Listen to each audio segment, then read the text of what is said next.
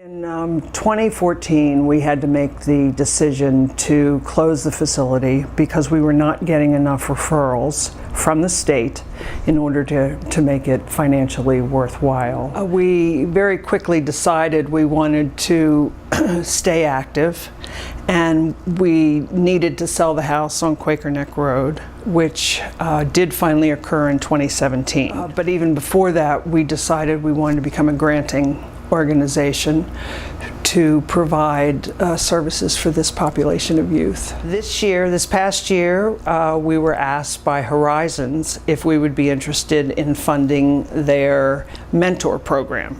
They provide mentors to help these kids make the transition into high school, and they help them with study skills, they help them with college applications, vocational applications. And this year, for the very first year, 5 of the Horizons graduates all graduated from high school. Last May, we brought in Chris Herron, who is an ex-NBA player and an ex-opioid addict, who spoke to the general population of King County High School and talked about opioid abuse and recovery. Outward Bound, it's called the Baltimore and Chesapeake Outward Bound School over in Baltimore. We've sent kids from both Queen Anne's County and Kent County over there for 4 years now. And they do a 5-day, what's called a peer leadership expedition, where they are basically put in a situation that is totally out of their element, something that they never would have experienced if they hadn't had the opportunity to. So I guess I connected with Kent Youth when I started, like when I first went on Outward Bound. Mm-hmm. So that was last November. Yeah. Did you have any idea what you were signing up for? Absolutely not.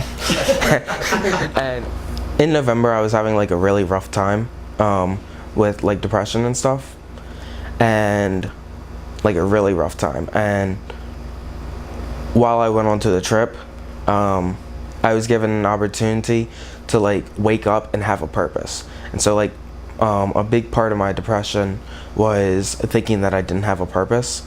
And so each morning I was given a purpose to be a cook or a navigator. In depression, like all the time you're thinking about yourself. And in those 5 days and 4 nights, I was given a chance to like really focus on everything else aside from me. For the first time in a long time, I was focusing on more than just myself. And that's kind of what Outward Bound does, is like one of their main things is bringing compassion into students' lives, because like we've often like can't find it because we have technology at our tips, and so like texting is a whole lot easier than speaking.